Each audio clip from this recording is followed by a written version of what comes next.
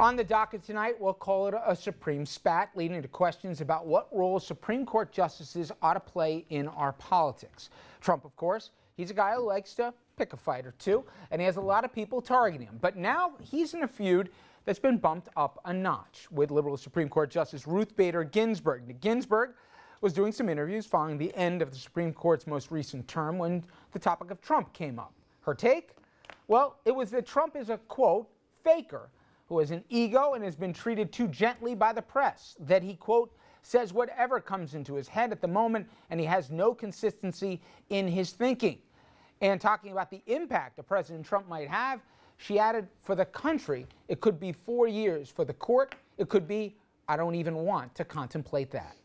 Of course, Trump being Trump, he did not hold back when asked about Ginsburg comments, very eruditely telling an interviewer, I think it's highly inappropriate that a U.S. Supreme Court judge gets involved in a political campaign, and I think it's a disgrace to the court, and I think she ought to apologize to the court. I couldn't believe it when I saw it. Trump then went to where else but Twitter, writing, Justice Ginsburg has embarrassed all by making a very dumb political statement about me. Her mind is shot. Resign.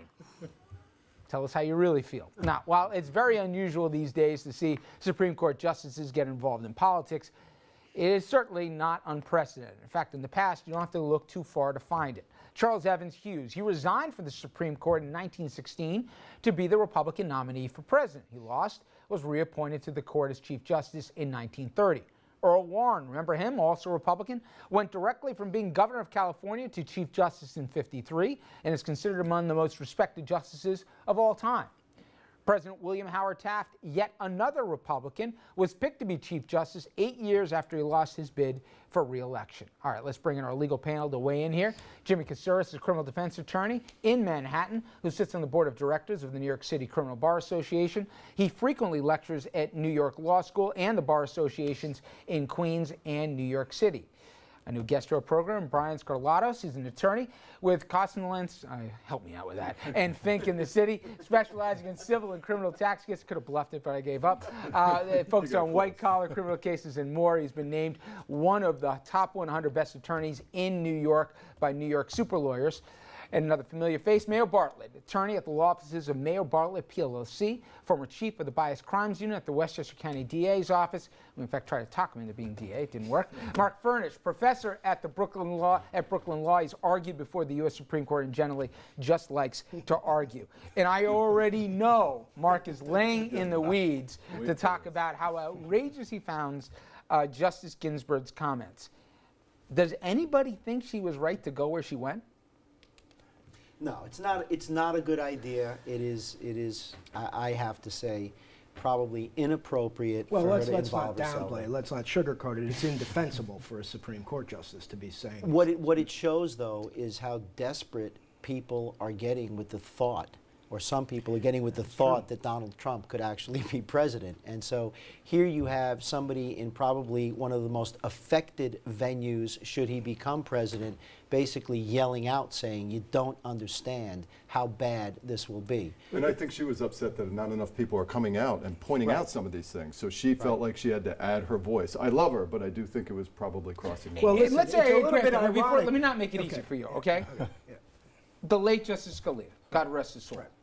Does anybody for a second think that he didn't cross lines in terms of political appropriateness, whether hunting with the sitting vice president, whether engaging and making it very clear in conversations where he felt about social issues, lines, etc.? I would argue that would influence potential cases even more than a justice on a break saying, and I agree with you, she shouldn't have gone where she did, but aren't we talking pretty much oranges and oranges? No, we're talking apples and oranges because there's a federal I code. left the door open for that one. Go ahead, yeah. A federal I thought code. you were not going to make it easy. I know. A federal code of judicial conduct, which is not binding on Supreme Court justices, but traditionally they follow it just like every other federal judge in the United States, and rightly so. Otherwise, they would be standardless and above the law and removable only by impeachment. So there has to be standards to guide what they do. It's very clear in the Federal Judicial Code of Conduct. They're not supposed to comment favorably or unfavorably on pending elections, not supposed to endorse, not supposed to oppose. It's a topic we've talked about on this program quite often. The stop and frisk case, Second Circuit our federal court of appeals in Manhattan, reached out, pulled Judge Shinlin off the stop and frisk case in part for comments that she made to the press, New York Magazine, if I recall, much less highly politicized than these comments. If he wins the election in November, she's going to have to hear cases that his Justice Department will bring in the name of the United States. It's an objective standard, whether any reasonable observer would have. She was talking, though, more, Mayo, about the man than the issue. And by the way, I know covering State of the Unions will take note sometimes which justices don't choose to appear when the president's addressing Well, she appears, the she nation. just falls asleep, as we've seen in the Okay. Well, it comes down to, in my estimation, it doesn't matter whether the ethical constraints are advisory. You have a moral obligation to uphold the standards of the office that you're holding, and the same goes for Donald Trump. Well, the she same, can't sink to the his same, level, Mayo. Well, Come on. that's not what I was going to say. What I was going to say is that Donald Trump is going to presumably, well, he has a chance to be the President of the United States. What does his conduct say about the statute of the office? So both of But them don't really we are. always hold, at least for me, He's who a does this for a partisan. living No, every no, day. no, no. He's One a second. partisan. I, Look, look, he's I running talk for about office. some of the politicians we talk about and the clowns, but at least in my eyes, I always had the idea that there were 9 men and women in robes, that while they're human beings and certainly they'll bring their political ideologies to it, they were wise enough not to, get in the muck of it. Well, And the problem didn't she is kinda that do there's a lack of decorum in American politics across the board, both parties. That's what what I was going to say. It's totally and, true. And the problem She's is that supposed to set you an have example no that one anymore. counterbalances There's that. no one that you can tell your children to look to and say, hey, that's how you should behave. So kids grow up watching their presidents call people names. They grow up watching the Supreme Court selecting presidents. They grow up watching congressmen and women engaged in criminal activity Then we quite should just often with elect no Trump and blow with the no whole thing up. with no consequences. And what we Bite need to your do tongue. is we need to hold people accountable. We need to Gonna start happen. getting our elected officials and our judges to a point where they start to behave as they're supposed Okay, to behave. she It's not an knows she's audition. So not is supposed it, to do Brian- this. She's electioneering. Brian, She I don't knows think what she's anyone doing. at this table, even Mark, thinks she's going to be removed from the bench Not for those happening. comments. Not happening. But what is the recourse? I mean, she went on to say, tongue in cheek, obviously, maybe it's time I take my late husband's thoughts up on this. We move to New Zealand. She's not going to do that either. That's so too bad. my point is, where should the line be between you shouldn't have done that to, you know what, I'm going to set an example here, and you're not going to wear the robe anymore, at least on this court?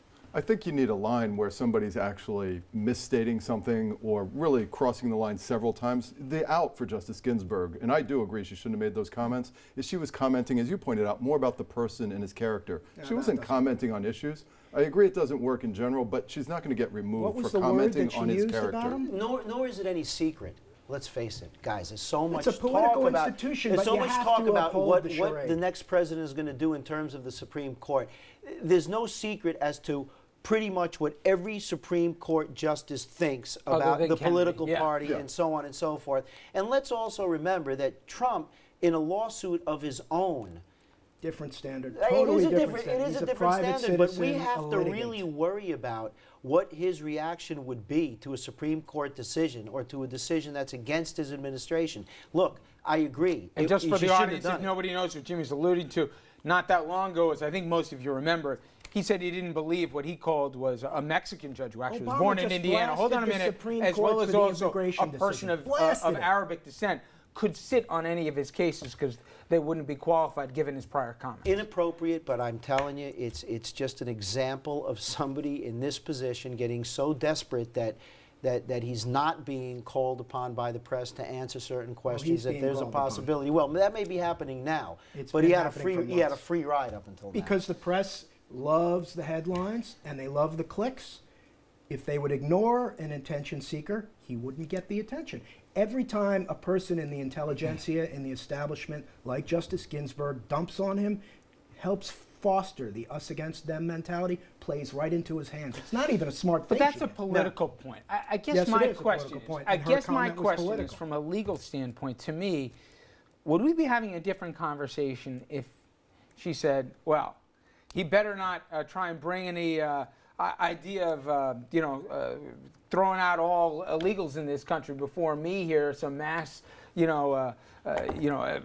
excommunication plan or whatever you want to call it, and won't see the light of day. That's a different line, And right? that's Now we're what- talking There profit. she's dragging the court into it, Right. too. She's dragging the court and the functioning of the court into her comments No, about but how listen that's to going to this And interact quote. she with would the have to Listen to this recuse quote. herself. Then she's She's bringing gonna up have points to of having to recuse herself. arguably from a lot of things. Listen to this quote from the majority opinion in the Williams case that she joined in last month. It's not just about her.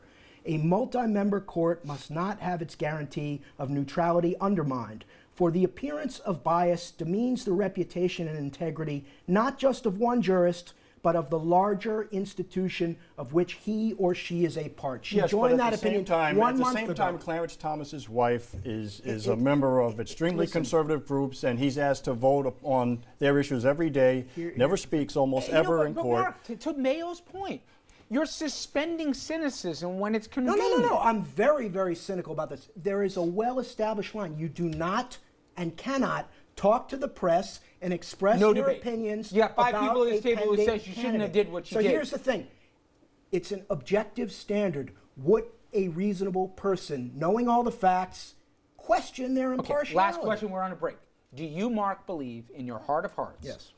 that she, given her judicial record, a case comes before her, God forbid, from a Justice Department of a President Trump, that she will treat it differently because of the man that sits in the Oval Office than not? Or she think- look at the case on its merits? I think- Don't give me a long-winded one. I'll tell Will she you, be fair or I not? think she will treat it differently, but I think they all treat it differently. I think she'd be fair.